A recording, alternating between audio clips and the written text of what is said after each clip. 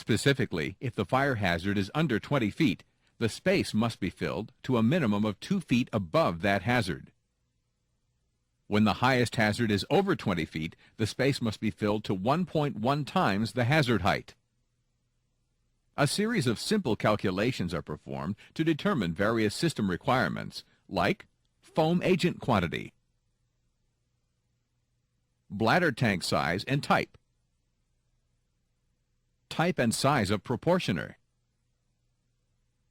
size and quantity of foam generators, discharge flow rate,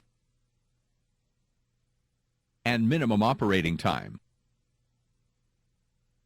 The calculations are based on a number of variables: type of hazard, building construction, presence of a sprinkler system, normal foam shrinkage, and potential foam leakage, and whether outside air or inside air would be used to expand the foam. To determine the viability of using total flooding high-expansion foam systems for their rack storage warehouses, Sherwin-Williams asked Ansell to run full-scale fire tests at the Ansell Fire Technology Center. The 17-foot-high storage racks were assembled in Ansell's large indoor test facility and stocked with corrugated cases containing 720 gallons of mineral spirits in 1-gallon F-style plastic containers, representing a Class A combustible and Class B flammable liquid fire hazard. The test required 2 JetX 15A high-expansion generators with a total foam output of approximately 35,000 cubic feet per minute, based on an inlet pressure of 75 psi and using outside air. The objective was to have total product submergence in less than 2 minutes. Because of the dangers of running fuel fires, this is actually 1 minute lower than the standard requires. The flammable materials were ignited and allowed to pre-burn for approximately 100 seconds before the system was actuated. This is well beyond the normal reaction time a typical UVIR fire detection system would normally take to detect the fire and actuate the foam system.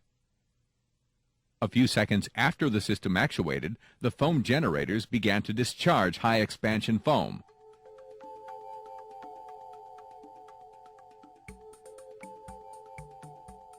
Notice how this dangerous running spill is immediately contained from spreading. Within 15 seconds, the foam blanket has reached the involved area.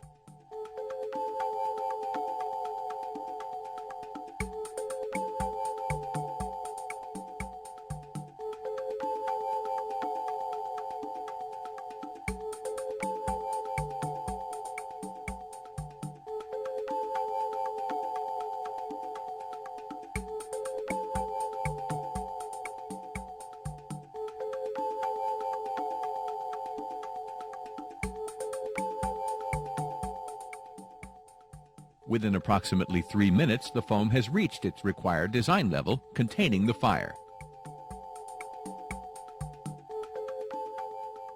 After approximately 9 minutes, the system has totally flooded the building to a level of 50 feet.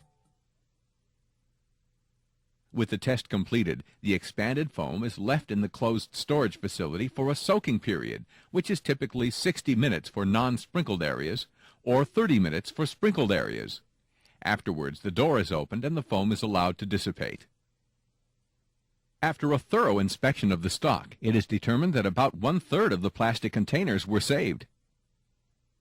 Saving any product is a great achievement with an intense fire like this, but the key success of this test was that the fire was immediately contained and the high-expansion foam prevented the fire from spreading beyond the rack to other areas of the facility.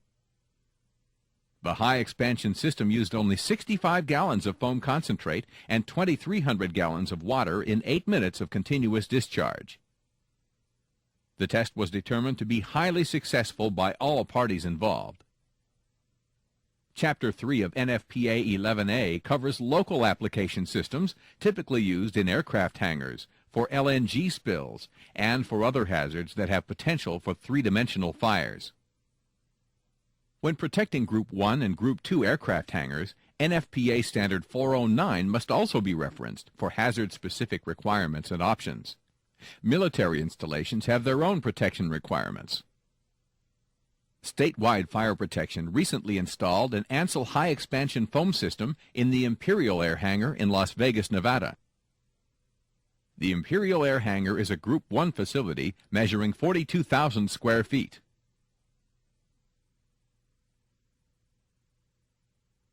According to NFPA 409, the supplementary high-expansion foam system has to fill the aircraft's storage and maintenance floor area to a level of 3 feet within 1 minute.